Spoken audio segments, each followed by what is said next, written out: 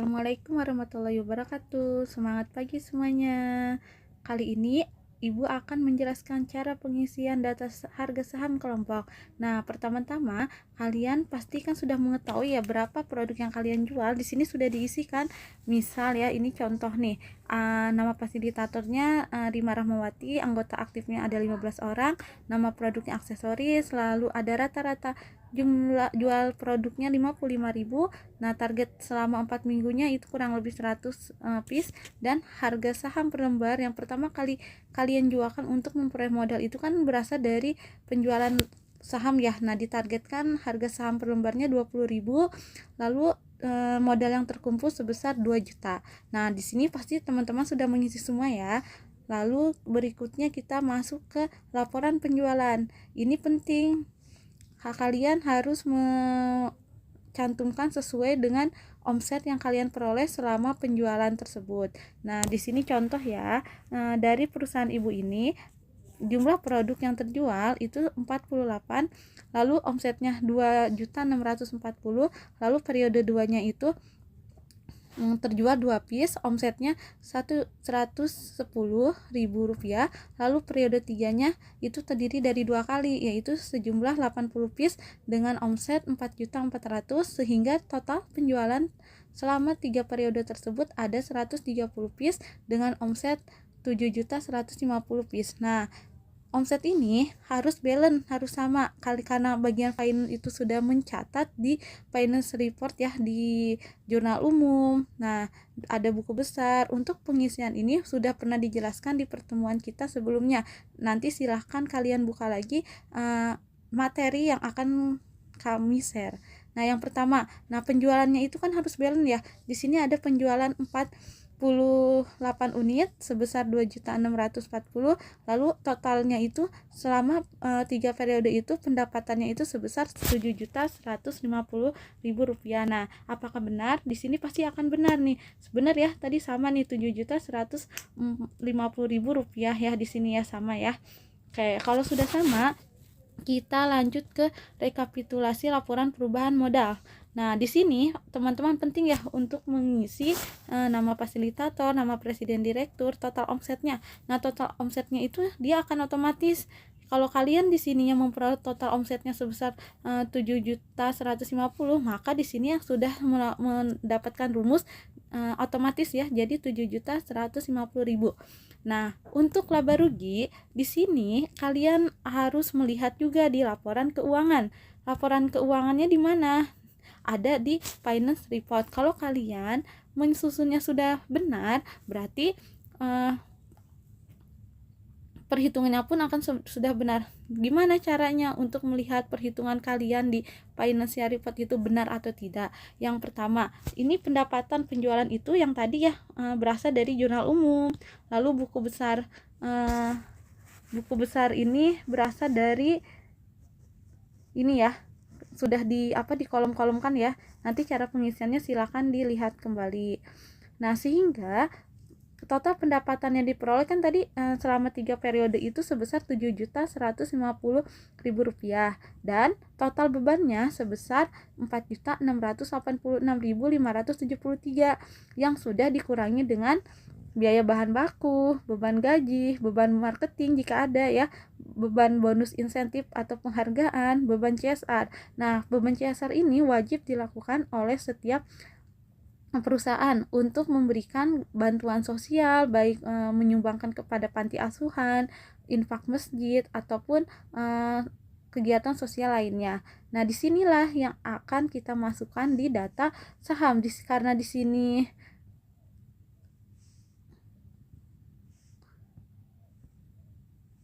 ya, karena di sini 2.463, maka otomatis akan kita ketikkan saja ya, karena kan setiap laba yang kita peroleh itu berbeda-beda.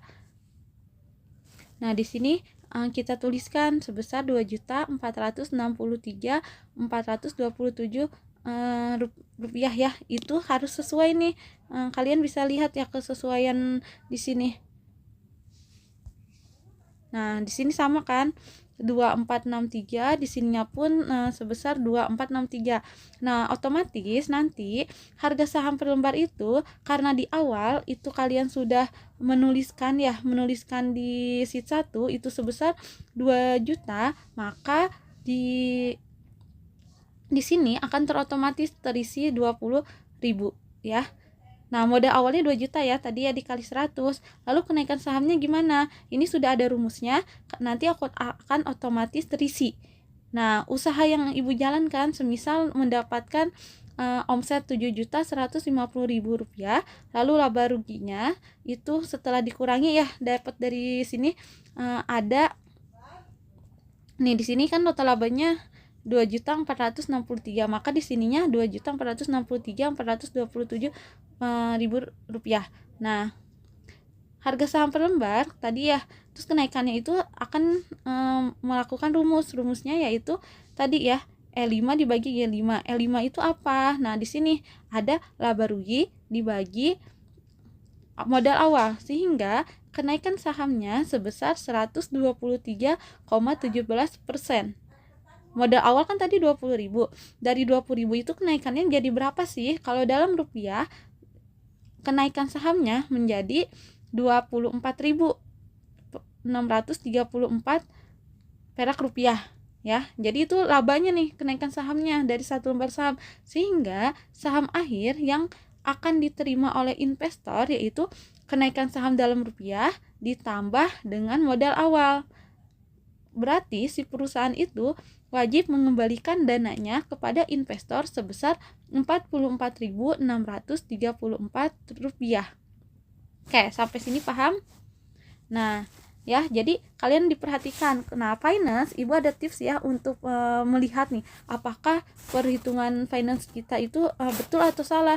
Kalian tadi di sini sama ya, bisa dilihat juga yang pertama tadi kan modalnya 2 juta. Berapa kenaikan sahamnya? Itu sama kan 123%. Yang tadi di data ini pun sama kan 123% ya di sini. 123%. Lalu kenaikan dalam rupiahnya berapa? 24.634.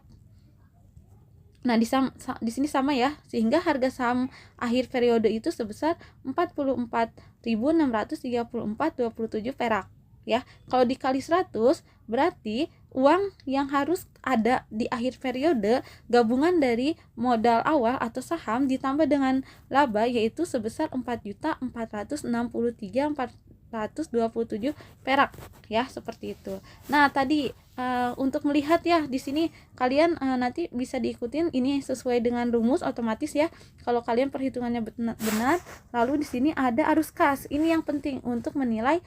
Mungkin Bapak atau Ibu fasilitator bisa mengecek LKS Financial Report-nya. Lihat saja di akhir arus kasnya, di laporan arus kas. Nah, penjualan yang tadi ya 7.150.000, pembelian bahan bakunya berapa, lalu ada total bebannya berapa, lalu arus kasnya itu 2.463 ya di sini. Sama. Nah, sama itu apa? Kenaikan kasnya, posisi kas awal itu kan dilihat dari awal modal awal dari saham, penjualan saham sebesar 100 lembar sebesar 2 juta, lalu posisi akhirnya itu ada 4.400.000. Nah, kalau dikurang posisi kas akhir dikurangi posisi kas awal itu sebesar 2.463, seperti itu ya. Kalau ininya sudah balance nih, sama angkanya, berarti laporan yang kalian susun di Financial Report SC ini sudah benar. Oke? Bisa dipahami? Paham ya? Sekarang kita balik lagi. Yang tadi berarti di sini sudah jelas ya bahwa perusahaan itu berkewajiban mengembalikan kepada investor sebesar 44.634 perak yang terdiri dari modal awal investor itu pada saat pertama kali menanam saham di perusahaan kalian sebesar 20.000 ditambah dengan keuntungan kenaikan sahamnya per lembarnya, seperti itu. Oke, sekarang ada di sheet CSR. Di sini kalian tadi sudah menentukan kan kegiatan apa yang akan kalian lakukan. Nah, untuk contoh dari Ibu misalkan tempat lokasinya itu menyumbangkan dana kepada Masjid Al Ikram sebesar 180.000. Nanti kalian bisa melakukan kegiatannya, dan jangan lupa difoto atau didokumentasikan dan dimasukkan ke link drive-nya, sehingga link drive-nya bisa dikopas ya ke di sini sebagai bukti bahwa kalian telah melakukan kegiatan CSR-nya ya. Nah, 180 dapat dari mana? Yang tadi ya. Di sini kan laporan keuangannya sudah ada nih. Beban CSR 180. Ya udah, kita tinggal dimasukkan 180 seperti itu. Oke, mungkin itu yang bisa Ibu jelaskan. Jika ada pertanyaan silahkan hubungi Ibu ya. Terima kasih. Wassalamualaikum warahmatullahi wabarakatuh.